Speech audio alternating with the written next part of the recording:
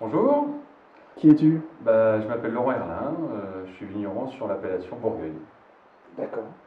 Bon, t'es un jeune vigneron, là, t'es type combien de temps ici? Je suis un jeune vigneron, j'ai commencé, j'ai fait mes premières vendanges en 2009. On est arrivé dans la région en 2008 Mhm. et avant j'étais ingénieur en informatique. Comme quoi Ingénieur ça mène à tout informaticien. et surtout à autre chose. Mhm. C'est le principal. Ah ouais, changement radical. Et donc, quand t'es arrivé, qu'est-ce que t'avais envie de faire?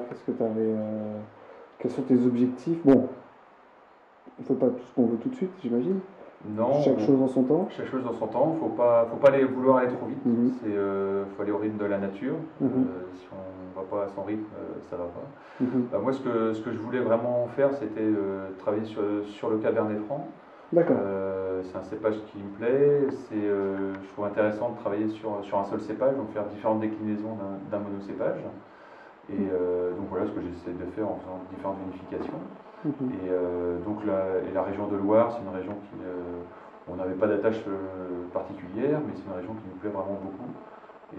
Région touristique, donc on voulait s'installer ici pour le vin. On a un gîte, mon épouse fait de la sculpture sur pierre. Donc voilà, on a cherché dans le coin et on est tombé à Chouzé-sur-Loire exactement. Donc une commune qui fait partie de l'appellation de Bourgueil, AOC Bourgueil, qui s'étend sur une vingtaine de kilomètres le long de la Loire. D'accord.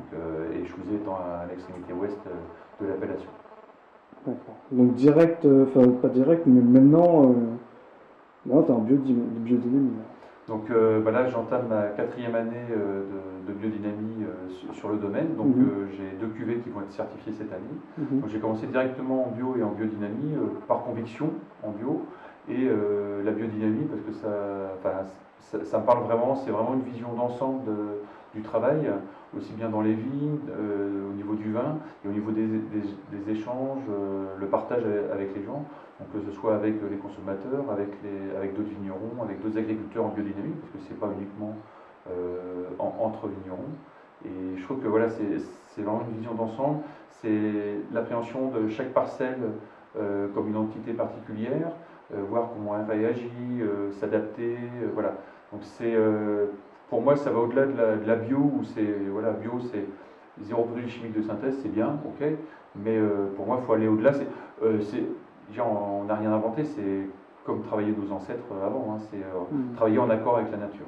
Voilà. D'accord. Et ce qui pour moi donne vraiment une bonne expression du terroir au vin. Bon, bah, super.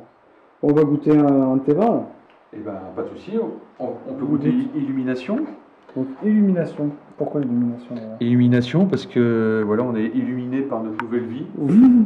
ou alors ça ne se boit que par des illuminés. D'accord. C'est comme on veut. Non, bah, moi je suis un illuminé, donc je veux bien en prendre Bah, un peu.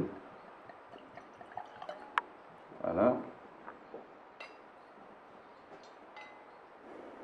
Donc, au cépage, on est sûr. Donc cépage Cabernet Franc. Donc j'ai que du Cabernet Franc, 100% Cabernet Franc. Donc là on est sur illumination millésime 2010. Donc illumination, j'ai assemblé deux types de parcelles. J'ai une parcelle sur des sables Mhm. qui va apporter le côté fruité, et une parcelle sur des graviers qui va apporter la finesse et la structure des tanins. Donc c'est un vin que je vais vinifier entre guillemets tranquillement, je vais faire des petits pigeages. C'est plus une notion d'infusion du raisin pour que ça se fasse tranquillement. Et après la phase de macération et de fermentation alcoolique et malolactique, je mets en fût. Donc là, sur le 2010, j'ai fait un élevage de 10 mois en fût. Donc ce sont des fûts qui ont à peu près 5-6 ans. Le but, c'est pas de boiser, c'est vraiment de faire un élevage du vin. Voilà, apporter de la complexité au niveau des arômes, arrondir les tanins. Le but, c'est pas de boiser. Alors forcément, c'est un petit peu boisé, mais voilà, c'est pas ce que je recherche en premier. Donc là, D'accord. on a un vin, voilà, sur des arômes enfin, on a des beaux arômes de fruits et on a une belle complexité d'arômes, Mhm. une belle puissance des tanins Mhm. et une belle longueur en bouche. Super. Et qu'est-ce qu'on va pouvoir manger alors avec? Alors on peut soit le boire tout seul comme ça, parce que des fois un bon vin, quand les papilles là sont aux aguets, ben, un bon vin en apéritif sans rien manger avec, c'est là qu'on va l'apprécier vraiment très très bien. Sinon, ça peut accompagner une belle viande rouge, un Saint-Nectaire fermier, c'est super bon. Il y a un copain malgache qu'on a bu sur un plat, donc le malgache épicé. Quand il m'a dit ça, je fais, et alors il me dit, il s'est tenu superbement. Donc ça, j'aurais pas parié, mais bon, voilà, il y en a qui t'aident. Puis il faut tester, parce que voilà, le vin, c'est vivant. Faut pas se dire, voilà, je le bois qu'avec un Saint-Nectaire, c'est un peu restrictif. Mais voilà, ça permet de découvrir d'autres accords au fil de la vie des bouteilles. Super.